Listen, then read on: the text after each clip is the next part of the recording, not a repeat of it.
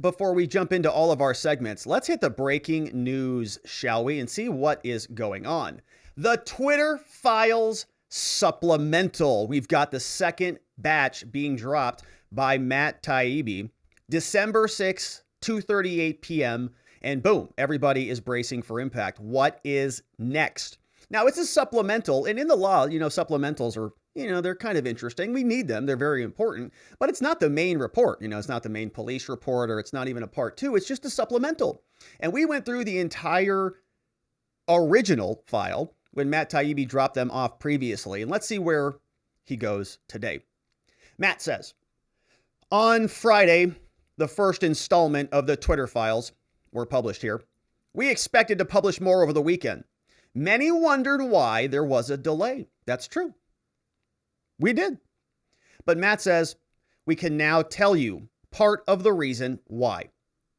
On Tuesday, Twitter Deputy General Counsel and former FBI General Counsel Jim Baker was fired. Among the reasons, vetting the first batch of the Twitter files without knowledge of new management. Oh! This is amazing. Okay, so just to catch everybody up on this, remember Jim Baker, before we can really understand the gravity of this.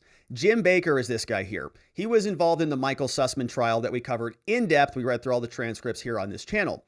Baker, at the time, when Michael Sussman was trying to collude with the FBI to get Hillary Clinton elected, Jim Baker was working for the FBI.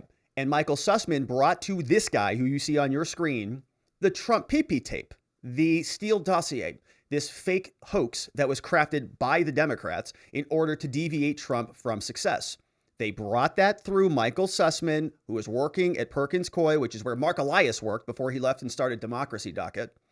And they funneled all of this stuff through Fusion GPS, all to the FBI, right? It all went to this guy's desk through Michael Sussman. Now, it all turned out to be a hoax. Michael Sussman knew it was a hoax. He was part of the sort of collaboration, the creation of this thing. They were playing both sides of this. They would take one side to the media. They would sell it to the media. They'd go to the FBI. They'd say, FBI, the media is investigating this. You better investigate it too. Then they'd reverse that, and they'd go to the media, and they'd say, the FBI is investigating this. And now you should investigate it too. So they're playing both sides against each other. This guy was the lawyer for the FBI, general counsel, right? They sat down one lawyer to another and they talked about this fake hoax, this created scheme that Trump was colluding with the Russians. Never happened. Okay, at the FBI. So keep that in mind, put a pin in that. Now he is, right, after he was working at the FBI and colluding with nefarious purposes to accomplish his goals, he left and went over to Twitter. And now we can see that he's caught up in the supplemental file. So Jim Baker, that guy, was fired. Among the reasons, vetting the first batch of the Twitter files without knowledge of Elon and crew. He's sneaking around, going through the records. Matt says the process for producing, quote, the Twitter files involved delivery to 2 journalists, Barry Weiss and me, via a lawyer close to new management, presuming that's not Jim Baker. However, after the initial batch, things became complicated. Over the weekend, while we both dealt with obstacles to new searches, it was Barry Weiss who discovered that the person in charge of releasing the files was someone named Jim. That's weird, Barry. She's sitting here going, rummaging through these documents. She goes, Jim Baker, like we knew who Jim Baker is. Jim Baker is this corrupt official who used to work at the FBI. I wonder, it can't be Jim Baker, could it? She calls, who is this Jim fellow who's going through all the Twitter files? When she called to ask Jim's last name, the answer came back, oh, that's Jim Baker. Yeah, he's on the 7th floor. Nice guy. He used to work at the FBI. Weiss says, my jaw hit the floor. The guy responsible for vetting the records at Twitter, the person responsible for making sure that there was no cover-up, was probably part of the cover-up in the first place. Unbelievable. So yeah, her jaw hit the floor, as many of yours are, as mine is. She says that, Matt continues, he says, The first batch of files both reporters received was marked Spectra Baker emails. This is what it looks like. Spectra Baker emails. Matt says Baker is a controversial figure. No kidding. He has been something of a Zelig of the FBI controversies dating back to 2016. From the Steele dossier to the Alpha server mess, right? That's Trump and the Yoda phones and all of that. He resigned in 2018 after an investigation into the leaks into the press, right? So this guy was communicating with all of his allies. He leaves the FBI, resigns, right? He's coming under scrutiny. And that's what happens with all of these corrupt bureaucrats, right? They all resign, they leave. They don't want to be called in front of Congress and asked a bunch of questions. That's ridiculous. So he resigns and he joins Twitter. Interesting. Covers up for the FBI, now covers up for Twitter. He goes over, he says that the news that Baker was reviewing the Twitter files surprised everyone involved, to say the least. Yeah. New Twitter chief Twit, Elon Musk, acted quickly to exit Baker on Tuesday. You're fired. Get the hell out of here. Taibbi says reporters resumed searches through Twitter files material, a lot of it today. The next installment of the Twitter files will appear via Bari Weiss. Now, of course, she is the editor over at Common Sense. She has an amazing Substack. She's head of a fan club and all sorts of other stuff. And so let's see if there's anything else from Matt. Nothing else from Matt.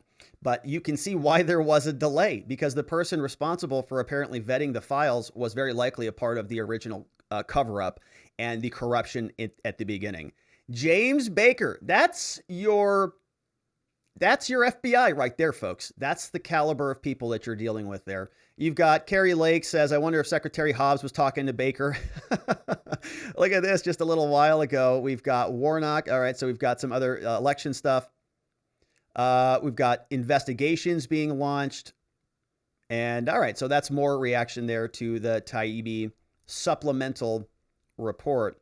And that's very, very interesting. Now we can see that Taibbi and them are working together. Bari Weiss, Matt Taibbi are working to explain what happened. Jim Baker was trying to vet the information before apparently it went public. He was trying to meddle in there, probably trying to delete his emails, going, yank, pull that one out. Pull that one out. Oh, pull that one out. Because if you remember, the original files had a letter from Jim Baker. And let's go just take a look at that while we're here. I mean, my goodness, this is so ridiculous. Baker was the subject of the original Twitter drop from Matt Taibbi the first time around. In his original thread, if we can find it, we can. It's this thread here, all the way at the top of one of Matt's threads. You can see literally an email from Jim Baker. There it is. This is in the first batch, Jim Baker. So in other words, Jim Baker is reviewing his own emails and vetting them before they're being published. What an insane conflict of interest. What a psycho. He says, this is what he said when he was trying to censor and cover up the Hunter Biden saga. Says, I support the conclusion that we need more facts to assess whether those were hacked materials. At this stage, however, it's reasonable for us to assume that they may have been hacked and that caution is warranted. Says there are some facts that indicate the materials may have been hacked, while there are others indicating that the computer was either abandoned or the owner consented to allow the repair shop to access it. He says we simply need more information. All right, so he's in Twitter trying to cover up for Hunter Biden. He's part of the actual Twitter files drops that Elon and co are publishing, and he is on the team. So you got to imagine, right, the next batches that are coming through, he's yanking anything that might make him look bad if he's in the original batch, right? Wow. Okay. Now, it's pretty obvious that in this email message, he's faking like he doesn't know what's on the laptop, right? Can you believe this for a second? This guy was just at the FBI, literally, right? This is in what, 2020? This is happening. He left in 2018, gets a job over at Twitter. Perfect. Basically the same entity at that time. One's a gigantic psyop that lies to America. The other is Twitter. And they are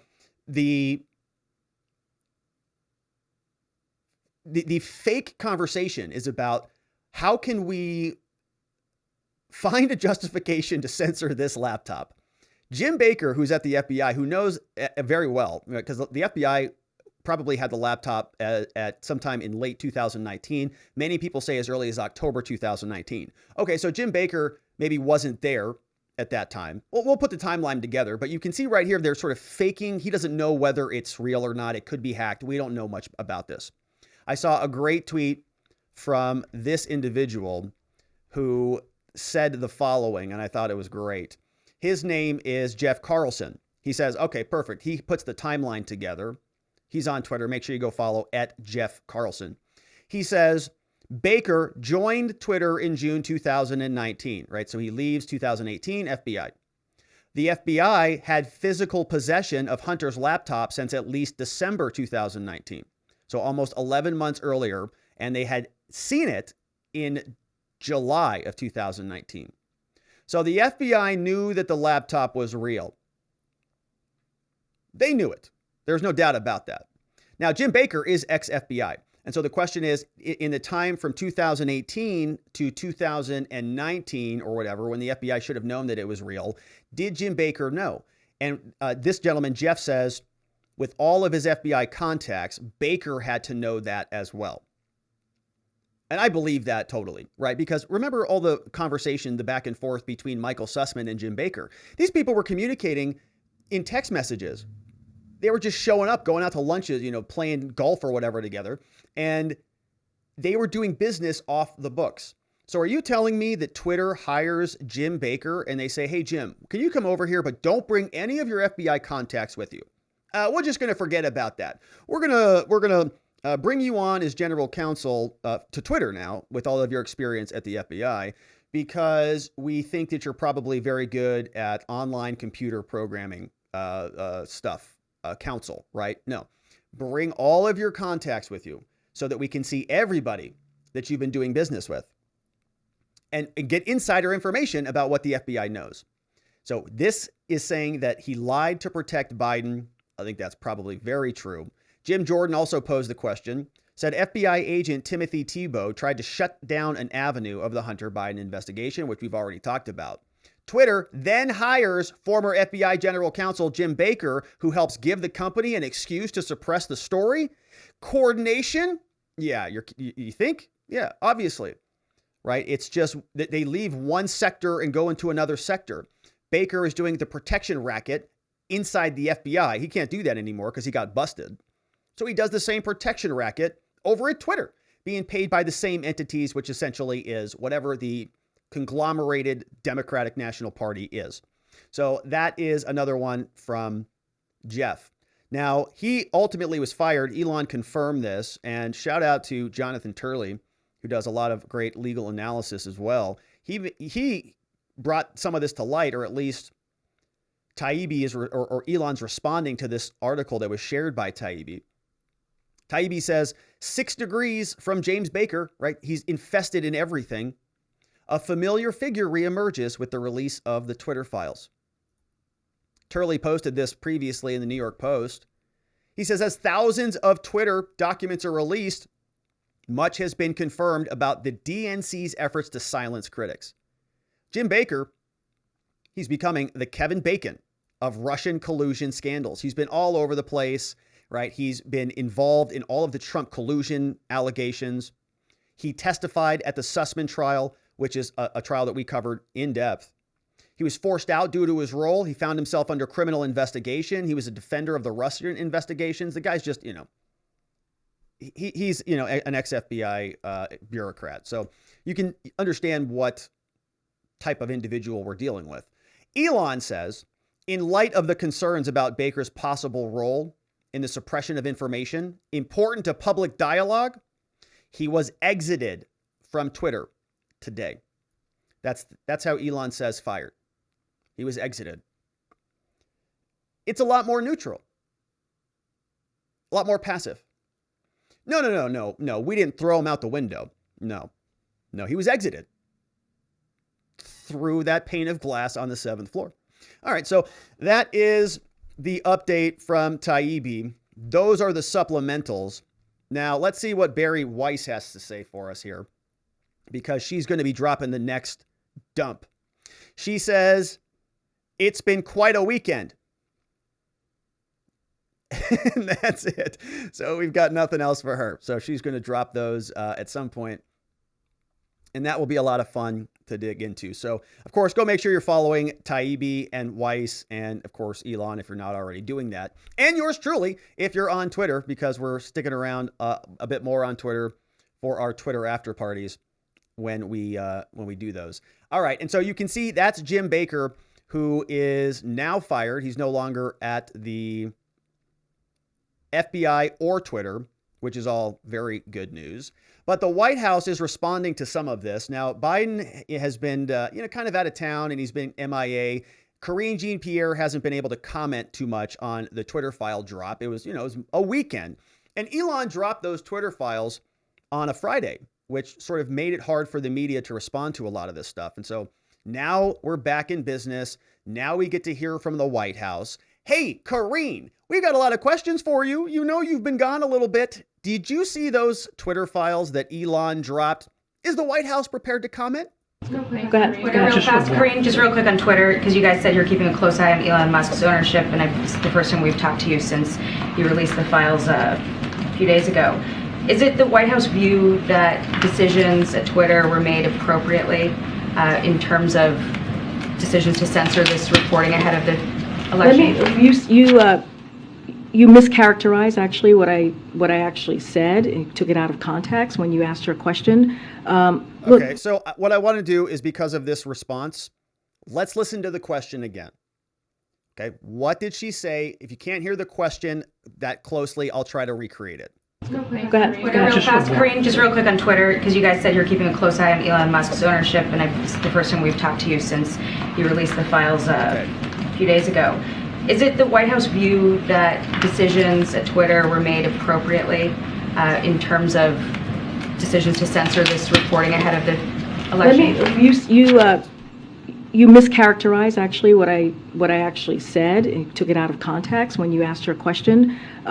Look, when I answered the question, and I actually already addressed this about how the White House and the administration is seeing what's happening on Twitter. We follow also what's going on, just like you guys are reporting and just like you guys are seeing. And what I was commenting to is like, yes, we're seeing what is happening, just like you all are seeing what's happening with Twitter. So just want to clear that up, because you definitely mischaracterized what I said or put it out of context. What is she talking about?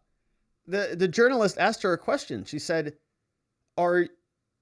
you said that you're closely monitoring Elon, right? And they all did say that. And Biden said that. He said, I think they should be looked into, and, they're watching it. And she just said the same thing. And so can you ask your question again? Okay. So yes, my question was that you had said, I think 6 or so days ago, that the White House was watching closely the situation at Twitter after Elon Musk's ownership of it with respect to misinformation. And because these files were released on the basis of, hack materials clause at Twitter, decisions were made to censor reporting leading up to the election.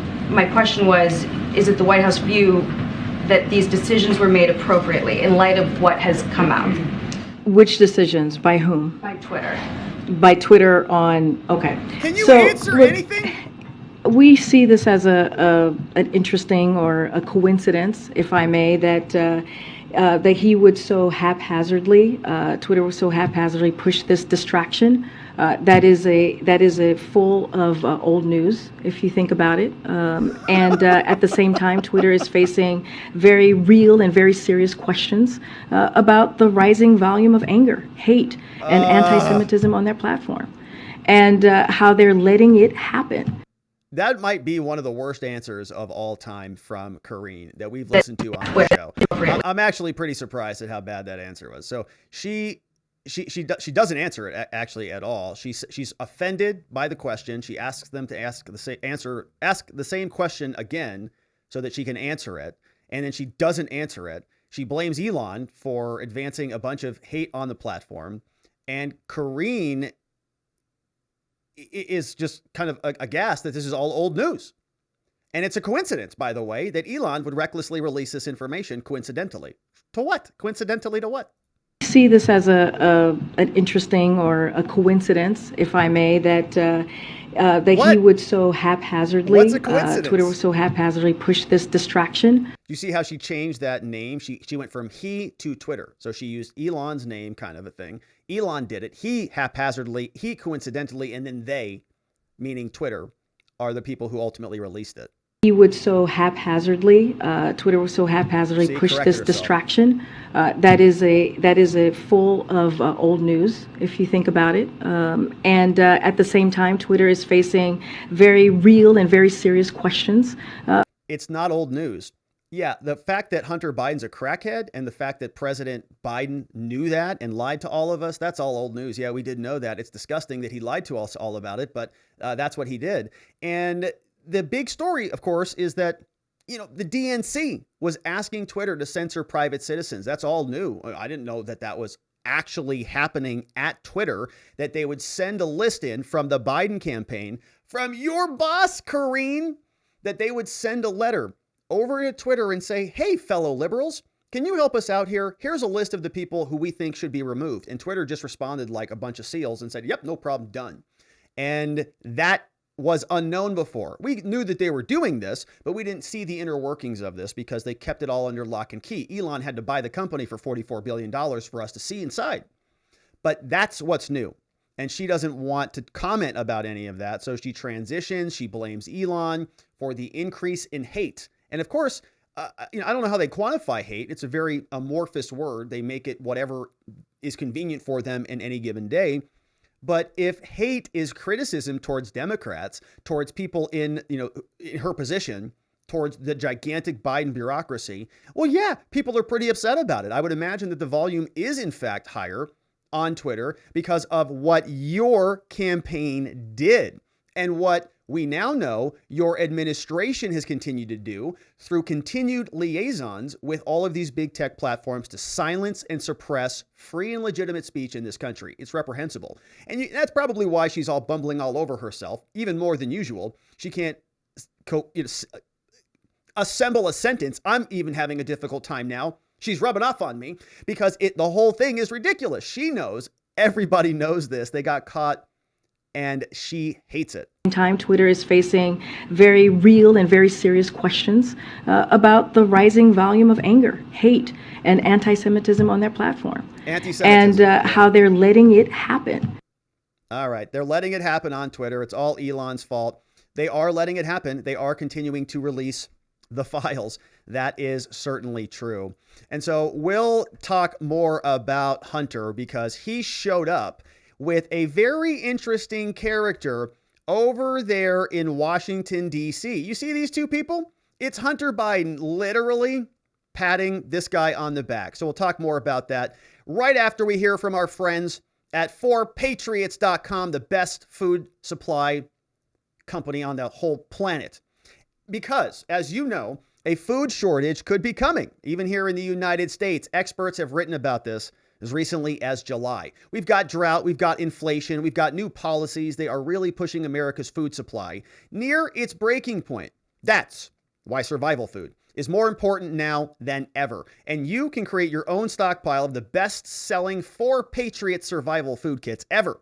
This is not ordinary food. We're talking about good for 25 years, super survival food, hand-packed right in family-owned facilities in the United States and giving jobs to over 200 Americans. The kits are compact, they're sturdy, they're water-resistant, they stack easily, they have different delicious breakfast, lunches, and dinners. You can make these meals in less than 20 minutes. Just add water that's boiling, simmer, and serve. And right now, you can go to forpatriots.com, use promo code Robert to get 10% off your first purchase on anything in the store, including this amazing 3-month survival food kit. Look at all this stuff that you get as part of that kit. Incredible. You'll also get their famous guarantee for an entire year after your order. Free shipping on anything over $97. They're called 4 Patriots because a portion of every sale is donated to charities who support our veterans and their families. And so you can go to forpatriots.com, use code Robert to get 10% off your order and start building your stockpile today. All right, my friends. And so thank you to our friends at forpatriots.com. But now let's take a look at this very interesting appearance between Hunter and Michael Fanone. Oh, you remember the Capitol Hill Power Rangers. These were the four individuals that the Democrats and really the Republicans were sort of enabling, parading around, bringing in front of Congress and symbolizing as the figureheads of the almost the end of America, right? The champions who saved us all from the end of democracy after Podium Guy almost ran out of there and took with him the nuclear codes or whatever, right? Very neatly assembled. It's sort of very demographically appropriate. We've got different characters and figures who will all sort of play different roles. One person is this guy right here in the middle. He's Michael Fanone, however he says it, doesn't really matter. But he is an interesting character. Now, we've got a lot of questions about this guy. But you see him, right? He's part of this entire ensemble. They go around doing their little show for the Democrats. But they were there, and something interesting happened very recently. Of course, we're talking about Hunter Biden and the big media distraction that the Democrats say this is. But very conveniently, these two people were palling around. They were hanging out at the Kennedy Center Honors out there in Washington, D.C. This is the full photograph. You see Michael Fanone with the neck tattoos. We've seen those before in many of his interviews. And Hunter Biden is there in his nice suit and tie, literally patting him on the back. Very nice, right? Very nice, literal support from Hunter Biden to Fanone. So they are walking around, palling around. There's also a video of this. And it's kind of an interesting club. You know, once you get in there, once you say the right things, once you do the right things against the appropriate political parties, then all is forgiven. You know, you're sort of welcomed back into the club. You get to go to the same parties, the same cocktail events. It's a ton of fun. Oh, look who that is. Oh, it's Mr. Fanone. Oh, it's Hunter Biden, literally walking back. I wonder what they're doing after the party. You know, where they're going, whatever they're up to. Who knows? But Hunter Biden, you know, I think he's got sort of a sugar daddy, some Hollywood director or something like that, who's like putting him up in a Malibu mansion. Maybe Fanone can go back with him and they can tell war stories. Very, very interesting stuff. So the Power Ranger, you know, Capitol Hill Police are all there getting things together, I guess. Now, they all got a bunch of awards. This was what the Capitol Hill Police was celebrating today. You know, many people in the government sort of, we create different positions in the government. One of the key roles of government is to give each other awards and to sort of play patty cake with one another and to support each other with meaningless gifts and gratuities. The U.S. Capitol Police was very excited about this event today. They even published this on Twitter. They said, look, you can watch this here today at 11 a.m. Come take a look. The United States Capitol Police is honored and humbled to receive the Congressional Gold Medal for protecting members of Congress and the U.S. Capitol on J6. Today, we are also reminded of the bravery of D.C.'s Metro PD and first responders who helped defend democracy. And finally, we are incredibly grateful for the support of the police families, and the U.S. Capitol Police will continue to carry out our critical mission to protect the heart of America every day. All right. So I want to take a quick minute to separate, sort of two different entities who I think were a part of this entire day on January 6th. I definitely believe that there are good, heroic, honorable police officers there who are part of the Capitol Hill Police who were trying to live honorable lives and do good and protect the Capitol. I don't doubt that for a minute. I also believe that many of those same people were pawns in a much bigger operation. And them taking these gratuities, them taking these awards, is taking gratuity. It's taking an award from the very people who use them as pawns, who use them as political partisan tools for their own ill gains. And that's where I think there's a problem.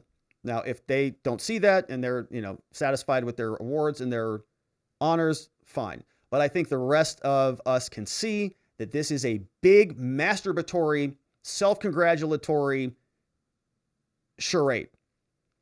let's continue. They posted this on Twitter, very excited about it. They say it's about to start. Look at all of these beautiful gold tiered, plated invitations. A congressional gold medal ceremony in honor of the service and the sacrifice of those who protected the United States Capitol on January 6, 2021. At the Rotunda, the United States Capitol, Tuesday, December 6. Beautiful photography of the ceiling of the building. We also have the coins that they're going to be getting. Commemorative gold coins. J6 2021. Memorialized in gold. We also see that the police on the other side, right, this is what it says, honoring the service and sacrifice of those who protected the Capitol. 1861 DC Metro Police. Beautiful. Now, this continues on. It says, follow this thread for the U.S. Capitol Police. Chief Thomas Manger's ceremony. And I'm honored, right? They detail the whole thing. Here's the scene from inside. Wow. Very incredible ceremony. All right. And so we're going to pause right there. I'm going to see if I can figure out what's going on with the potato quality stream. So locals, I'm going to try to close one of these browsers off. And so locals, I'm going to try yours because it's not in the restream thing. And I'm going to see if that helps in any way. So I apologize. We'll come back, locals, but I'm going to try to end this one. It may not fix anything, and I'll apologize for that. But we're going to try it just to see if I can diagnose what's going on, because I can't see from my end why it's bad. But all right. So long, locals. We'll be back in a bit. We'll see if that changes anything or clears anything up on our end. So we'll just let that ride for a minute. But okay, so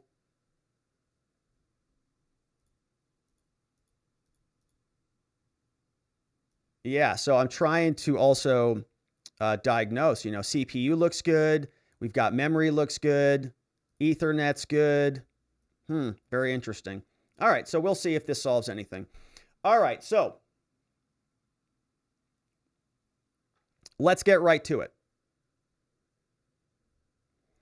Back to the Capitol Police. Okay, so one of the things that I also wanted to highlight was that, while we are listening to the horrors, the parade of horribles that have been sold to us for a very long time, the reality is a little bit different. This was an article from the New York Times back on July 12th, 2021. Okay, so this is still up in public. This is still a real story. It's online. And you can see it. It says, the scope of the violence can now be revealed. One officer lost the tip of his right index finger. Others were smashed in the head with baseball bats. A little more than a month after the siege, we have a full picture of the injuries.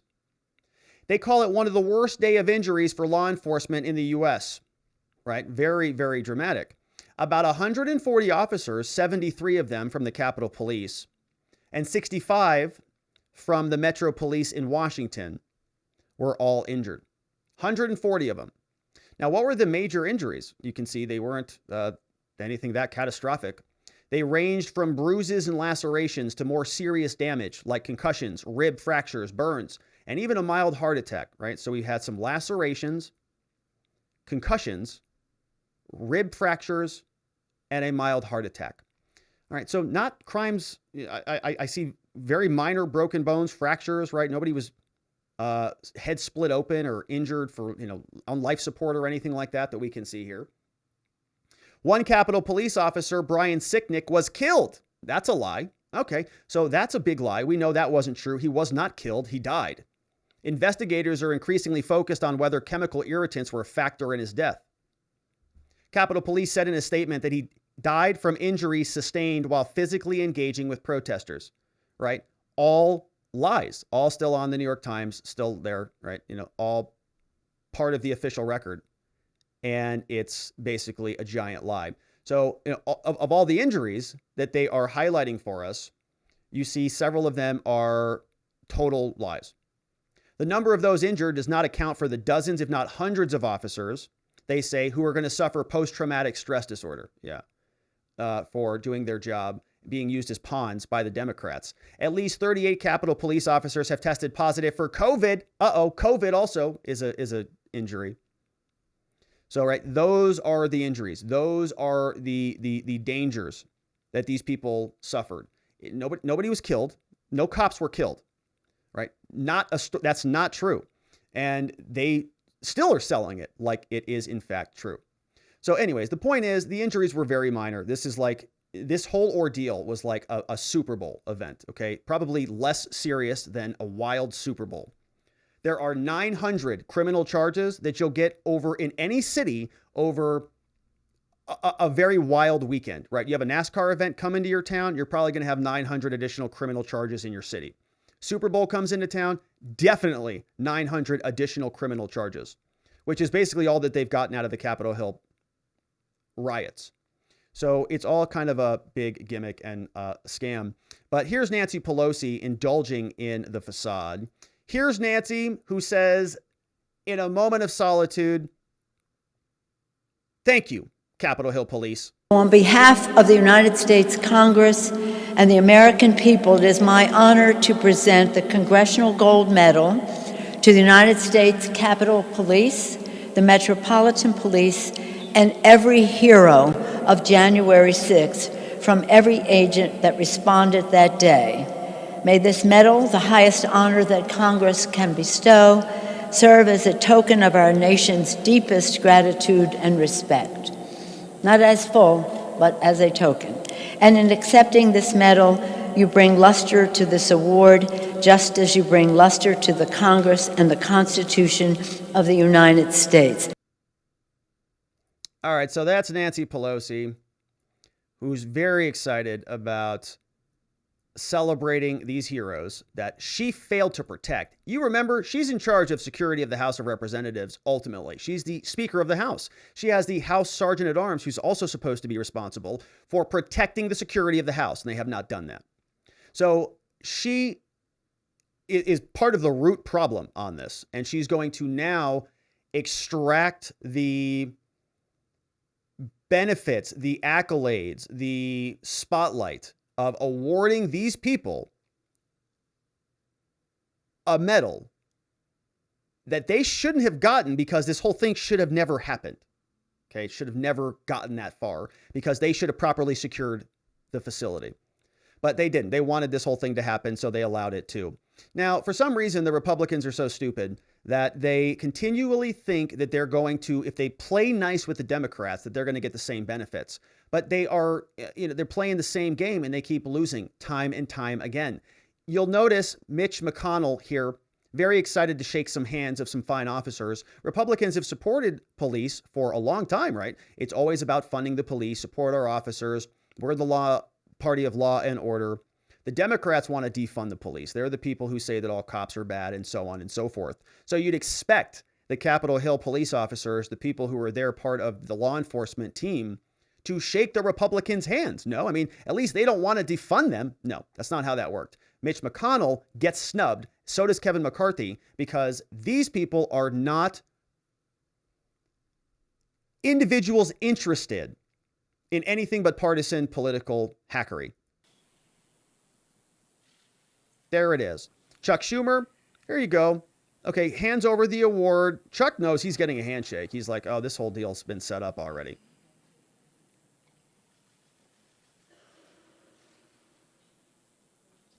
All right.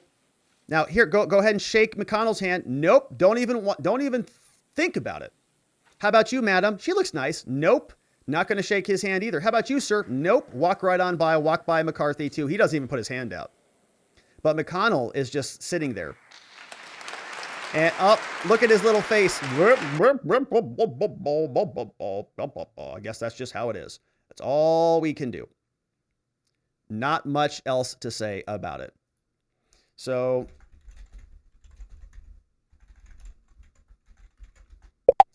okay, so I just texted Restream. I said, hey, my stream's acting up. What's going on? All right, so maybe he can take a look at it while we're here. But anyways, that's McConnell, who is obviously very excited. He wants to be part of the cool kids club. He's like, can I sit with you guys at this lunch table? Can I just come hang out with you guys, please? And they're like, no, get out of here, loser. Go do some more cocaine and come back when you've got some energy. But it is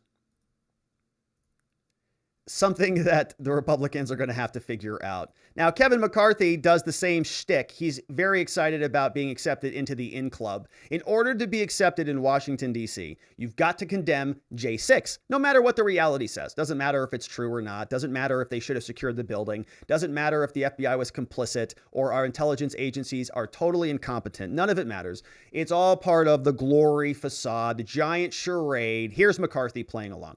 Today we pay tribute to their service and sacrifice on January 6th.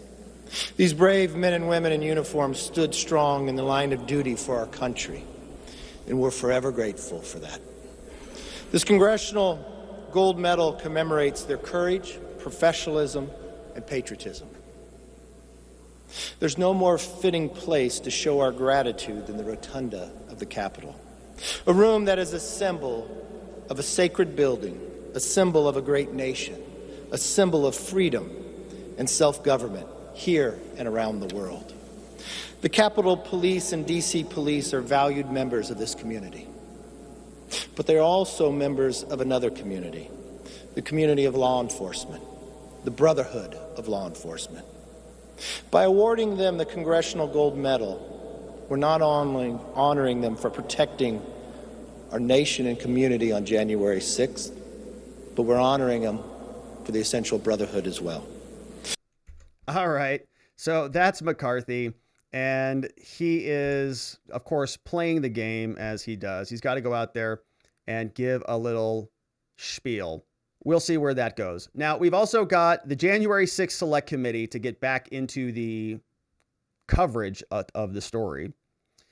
CNN is telling us that the January 6th Select Committee now has decided to make criminal referrals. And we've had a lot of questions about this for some time, wondering whether or not they were going to do that. They were, of course, going to just write a big report that they wanted us all to read that was going to be very one-sided, that Liz Cheney was going to sell us in preparation for running for office.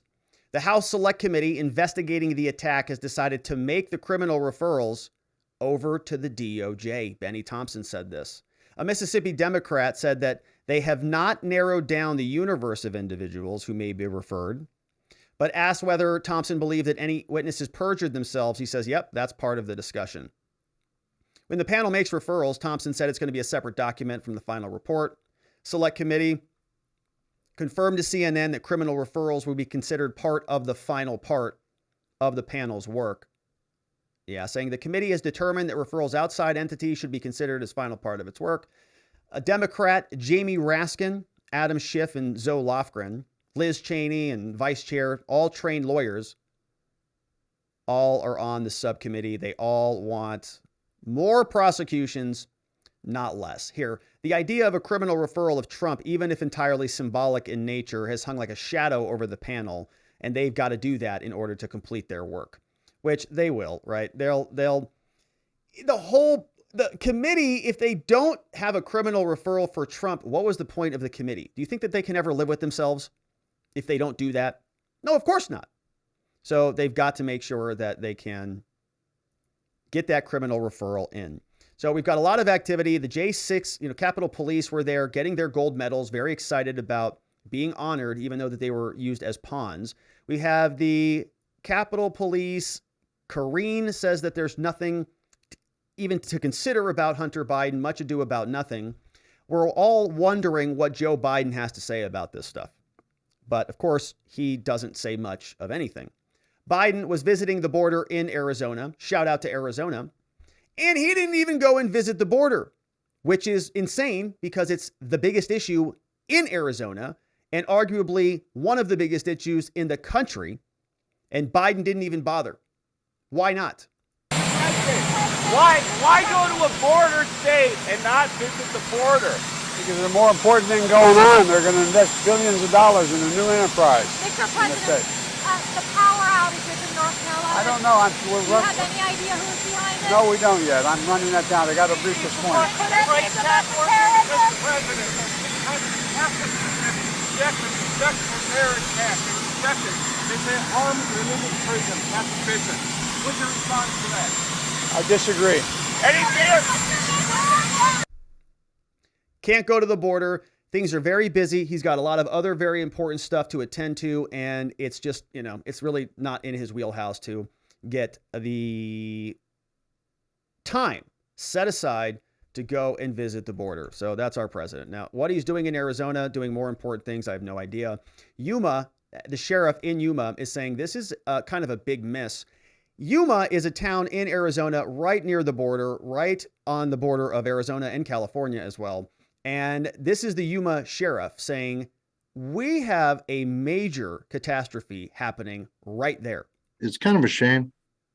It's something that we're not surprised at, is this administration intellectually avoiding their main responsibility, and that's to serve the citizens of the United States and not cater to those from other countries, and just basically ignore the rule of law.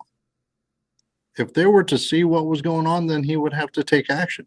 It would be demanded of him to take action and to be responsible to those that he serves. So if he's not down here, then he can't be held accountable, Exactly. I guess, is their way of thinking.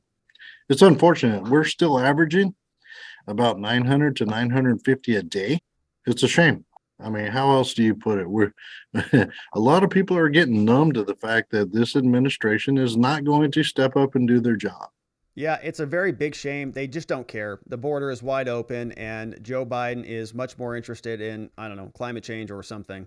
But that, of course, is the update on the Twitter files. We know that the supplemental just came out from Matt Taibbi. We know that the Congress, both sides of this, McConnell, McCarthy, Pelosi, the Power Ranger, Capitol Hill Police, all of them very excited about their Saving America, even though, they essentially arguably orchestrated the whole thing. So we'll continue to cover it, of course. Thank you for liking and following us wherever it is you're watching this, and we'll look forward to seeing you on the next one.